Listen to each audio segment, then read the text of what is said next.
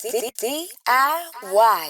First video here that I'm going to react to is from Tay Keith. You have to be living underneath a producer rock to not know who Tay Keith is. Pretty much the who's who from Drake to Travis Scott to so many Memphis artists that he's worked with. Tay Keith has definitely established a sound of our time. Maybe some of you that are already Tay Keith fans knew this, that he got his start and he found his sound through SoundClick. At around 14, you had an HP computer at the house, started messing around, making beats. What was the inspiration that made you really start putting stuff together yourself?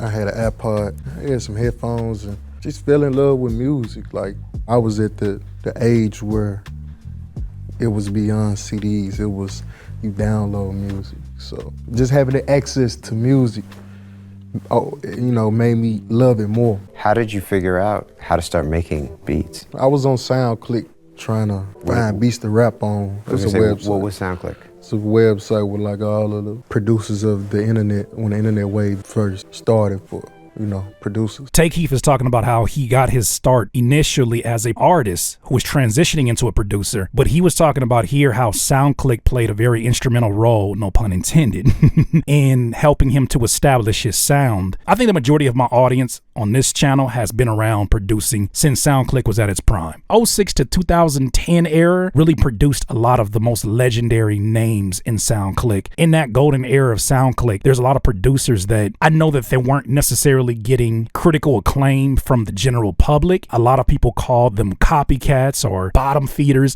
And all of this ridiculousness, SoundClick gave a very interesting space for not only producers at that time to really make a killing, but also for artists like Soulja Boy made his come up on SoundClick by dominating the charts. It was like a Superstar O, like Cash Money AP. He actually a big producer now, Cash Money AP. Johnny Giuliotto, that's a notable person too. Listening to their beats, me downloading them, trying to freestyle on them and shit. It went from recording on them, just playing, to me like being, maybe I need to start my own SoundClick page. Now think about that for a second. Knowing that there's no school for music production, especially at that time. Now we know that there's the obvious MI Institutes and the Full Sail Academy. I'm not talking about those. I'm saying that the majority of producers, I think it's a very fair statement to say that they are self-taught in terms of the information that they go and find. Being from YouTube tutorials, being from courses, especially because a lot of the textbooks couldn't necessarily keep up with the rise in DAWs or keep up with the updates in DAWs. And so a lot of producers, especially from my generation, are very much self-taught. But it's very interesting to hear how him just kind of like using SoundClick as a place to have production, to freestyle over, ended up being sort of like the first version of teaching for him as a music producer, which he eventually became. He became literally a young legend in the making. The thing that I get from this is not just the fact that he talks about having SoundClick as a place that he went to for inspiration. The thing I get from this is that inspiration exists on the internet. We don't know who we're inspiring. We don't understand that it is a young Tay Keith who's listening to these beats. People view internet producer culture as like on the outside looking in the window. I'm not sure if y'all remember how big those names he mentioned, the Cash Money AP, Johnny Giuliotto, Superstar O, and of course the homie Epic. It's dope to hear this because I think it also reminds you, irregardless of what your view counts are, irregardless of what your listening counts are, I think we focus so much on just solely the number and so little on, well, of these 5 listeners, who is that person today? And who will one of those people possibly be in the next 10 years? But you never know who else from that era. And it may be some of you that are in here right now could have possibly influenced one of the most influential sounds of the day. This is another reason why I feel like us as DIYers, we cannot underestimate our impact. What was your process of figuring all of that stuff out and then figuring out how to then make it your own?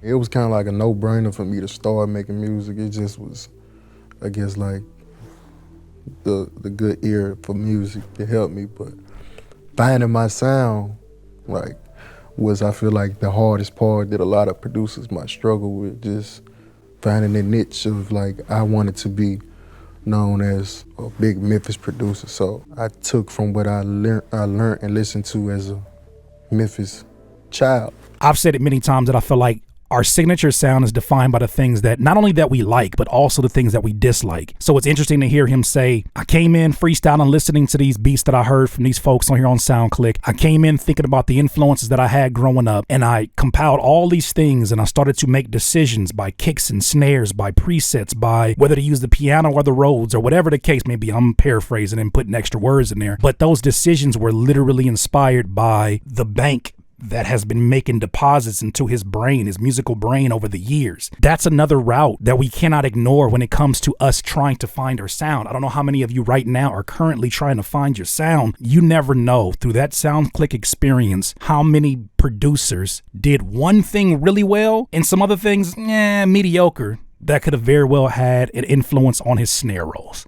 That could have very well had an influence on any of this. And I'm obviously just throwing makeup scenarios, but what I'm saying is that DIYers, do not underestimate your potential reach and influence. If you only let numbers determine that, you're doing yourself a disservice. Growing up, people would think it was the tag that got people to realize who I was, but before I had the tag, I think next up. That's a tag right there. Beats. The sound of my beats that had that consistency and my sound that people caught on to. Even when I was making music with Block Boy and Key Glock in high school, people knew my sound. It stood out so much that everybody wanted it. All the local artists wanted it. Yeah, there it goes. Salute to Tay Keith for not only being so open about his come up story, but also giving a salute and shout out to SoundClick, because for a lot of us, whether you're an artist, whether you're a producer in this room, there would be no music career the way that it looks like today if it wasn't for the influence, if it wasn't for the access, if it wasn't for the opportunity that SoundClick gave. SoundClick was the first time that I ever made 6 figures in a year. It wasn't solely the Beat Store. I was using my Flash Store, which turned into Airbit at one time. I used BeatStars at one time. Yes, these are the tools that help us communicate, but I had to drive traffic to these places. And that was the one thing that SoundClick had advantage over all of these beat stores for so long. That's why their website didn't get updated, in my opinion. They got comfortable knowing that we have some kind of an access and some kind of a pull and reputation and brand that we don't even have to update our damn website. We know that all over the world, artists who are looking for specific types of instrumentals are going to come here, especially if they're independent, especially if they're DIYers. That internet is the same internet that all of these folks that you may look up to, all these folks that you may be influenced by, it's the same internet they use. Don't sleep on your influence. You never know what the potential is. DIYers, if you enjoyed this content, make sure that you hit the like button and maybe even consider subscribing. Come on, man. Stop being greedy. Peace.